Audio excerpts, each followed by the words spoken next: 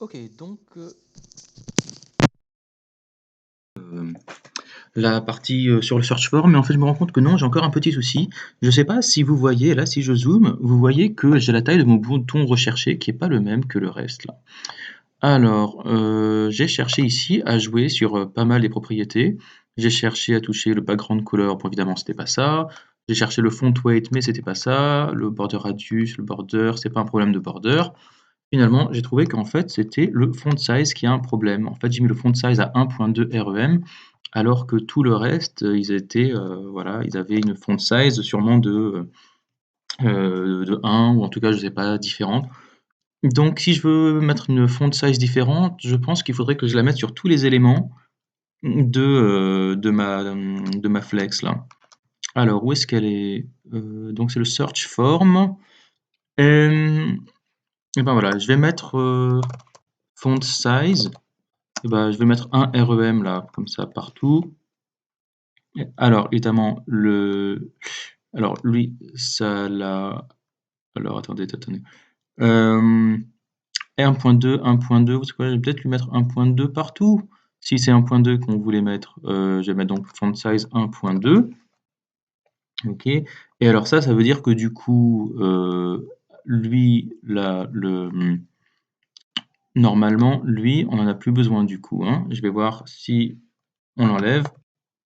Ah si, on en a quand même besoin. Alors, ok, ça veut dire tous les éléments à l'intérieur. Ok. Bon, alors dans ces cas-là, je vais juste rajouter un virgule et je vais mettre également le search form input placeholder. Voilà. Du coup, ça fait qu'on peut supprimer ça.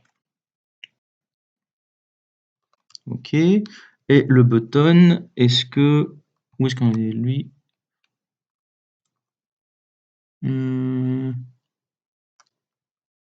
Attendez, je crois que j'ai fait une bêtise. Je vais mettre CTRL-Z, CTRL-Z, CTRL-Z, c'était le font size 1.2 REM. D'accord. Oui, donc en fait, je me suis complètement gouré, j'étais en train de toucher au padding. Donc oui, je vais rajouter ici ce qu'on avait dit. Donc on avait dit font size 1.2 REM, il me semble. Ok. Bon, bah en fait, j'ai l'impression que ça marche aussi sur le... Qu'est-ce qui se passe si j'enlève ça pour le placeholder? Ouais, il me semble que j'ai l'impression que ça ne change rien, hein.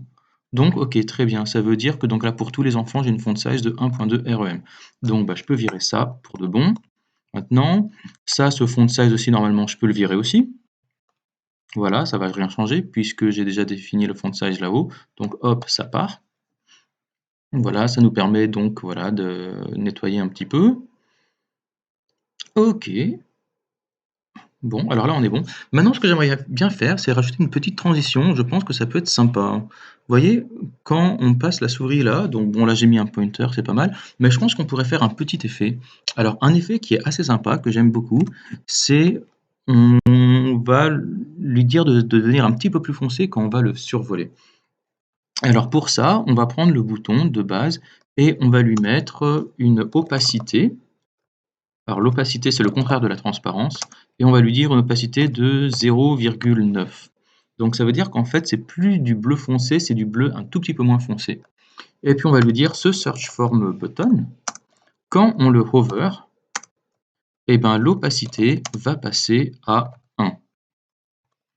Et alors si j'essaye maintenant, regardez, je vais passer au-dessus, et vous voyez, là il y a un petit effet qui est assez sympa.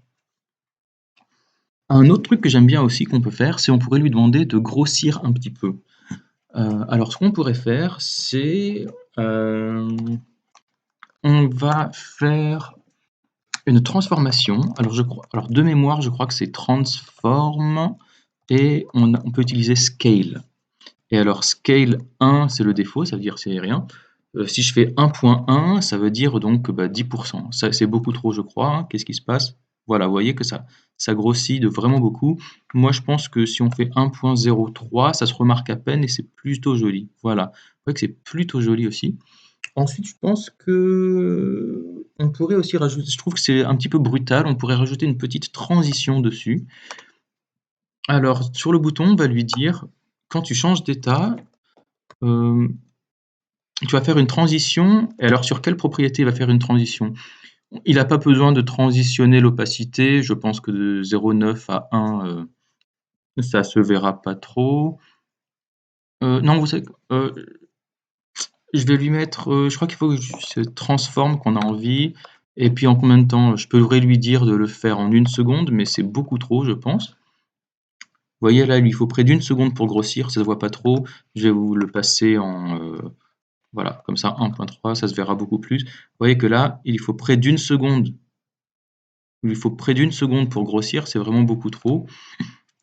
Heu et puis l'opacité, est-ce qu'on non, on n'a pas besoin de mettre une transition dessus. Heu, une bonne transition, c'est quelque chose qui fait environ 200 millisecondes. C'est un truc, qu'on voit sans voir, voilà un truc plutôt rapide comme ça et puis le scale, on va le remettre à 0,5. Voilà, c'est plus sympa, non, de faire un petit truc comme ça? Moi, j'aime bien. C'est encore un peu brutal, je trouve. On va le mettre à 1,03. Comme ça, voilà, vous voyez, ça se remarque à peine. Donc on a la couleur qui change et puis, voilà. Moi, j'aime bien comme ça. Allez, on va recommitter et on va rajouter add, button hover style. Walou et on push et on est bon.